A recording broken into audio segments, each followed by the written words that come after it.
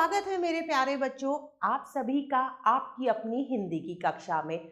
आज हम Galaxy publication द्वारा प्रकाशित पुस्तक व्याकरण सरोवर भाग 2 के अन्य पाठों का अध्ययन करेंगे। तो चलिए शुरू करते हैं। अब हम करेंगे पाठ संख्या 9 और पाठ का नाम है वचन, जिसे इंग्लिश में हम नंबर भी कहते हैं। वचन से वस्तुओं अथवा व्यक्तियों की संख्या का बोध होता है। वचन से किसकी संख्या का बोध होता है? वस्तुओं और व्यक्तियों की। चित्रों को देखकर उनके नीचे दिए गए शब्दों को पढ़िए। अब चित्र है, उनके नीचे शब्द दिए गए हैं, हमें उन्हें पढ़ना है। लड़की, लड़कियां, चिड़िया, चिड़ियां। इन शब्दों से एक या एक से अधिक होने का बोध हो रहा है। देखिए, ये एक लड़की है, यहाँ पर बहुत सारी है, तो हमने लिखा लड़कियां। संज्ञा शब्द के जिस रूप से किसी व्यक्ति या वस्तु की संख्या एक या अधिक होने का बोध हो, उसे वचन कहते हैं। वचन के माध्यम से हमें किसी भी व्यक्ति या वस्तु की संख्या का पता चलता है कि वो एक है या एक से अधिक है। अब हम वचन के प्रकार के बारे में पढ़ेंगे। वचन दो प्रकार के होते हैं, एक वचन और बहुवचन। सबसे पहले हम एक वचन के बारे में पढ़ेंगे। जिन संज्ञा शब्द से एक वस्तु का बोध हो, उन्हें एक वचन कहते हैं। एक वचन के माध्यम से हमें वस्तुओं की संख्या में एक होने का बोध होता है, जैसे लड़की, घोड़ा, चिड़िया आदि। देखिए, ये सब क्या है? संख्या में एक है, इसीलिए ये एक वचन है। अब हम पढ़ेंगे बहुवचन। जिन संज्ञा शब्दों से एक से अधिक वस्तुओं का बोध हो, उन्हें बहुवचन कहते हैं, जैसे लड़कियां, घोड़े, बिल्लियां। ये सब संख्या में एक से ज्यादा हैं। नीचे दिए गए एक वचन तथा बहुवचन शब्दों को याद कीजिए।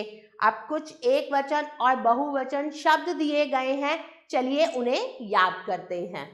आंख, आंखें, कविता, कविताएं, बात, बातें, केला, केले, बकरी, बकरियां, घंटा, घंटे, डाली, डालियां, माला, मालाएं, मिठाई, मिठाइयाँ, नदी, नदियाँ।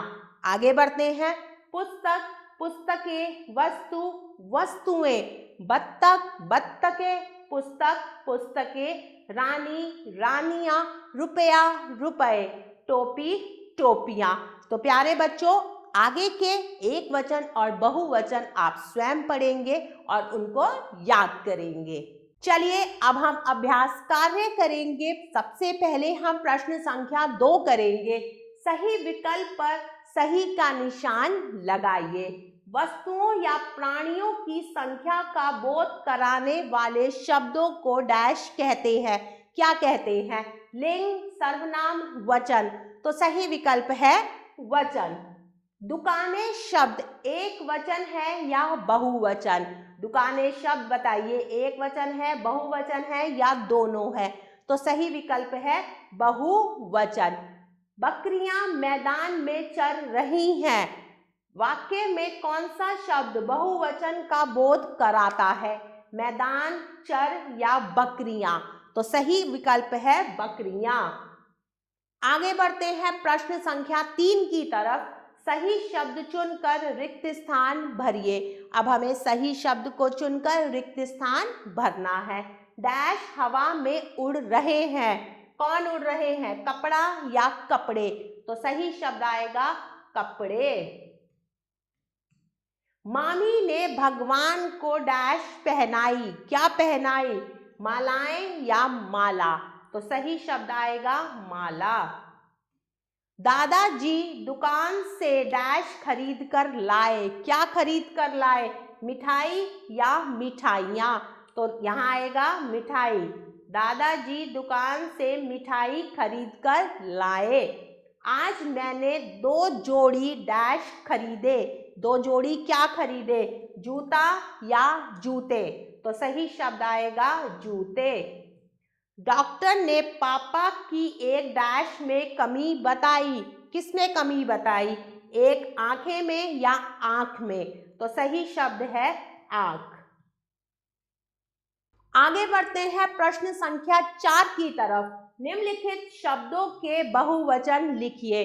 अब शब्द दिए हुए हैं, हमें उनके बहुवचन लिखने हैं। सबसे पहला है केला। केला का क्या होगा? केले। माला, मालाएं। नदी, नदियां। मक्खी, मक्खियां। तो प्यारे बच्चों, आगे का अभ्यास कार्य आप स्वयं करेंगे। तो चलिए आगे बढ़ते हैं। नीचे दिए गए बॉक्स में एक वचन और बहुवचन शब्द दिए गए हैं। देखिए बॉक्स में एक वचन और बहुवचन शब्द दिए गए हैं। एक वचन वाले खानों में पीला, जो एक वचन वाले शब्द हैं उनके खाने में आपको पीला रंग भरना है, और बहुवचन वाले खाने में नीला रंग। जैसे लड़का एक वचन है, इसमें आप पीला रंग भरेंगे। परियां बहुवचन है, तो इसमें आप नीला रंग भरेंगे। तो प्यारे बच्चों, ये अभ्यास कार्य आप स्वयं करेंगे। प्यारे बच्चों, आशा करती हूँ इस पाठ के माध्यम से मैंने आपको जो भी पढ़ाया, समझाया, आपको अच्छे से समझ आया होगा। हम पुनः फिर मिलेंगे एक नए पाठ के साथ। तब तक के लिए आभार।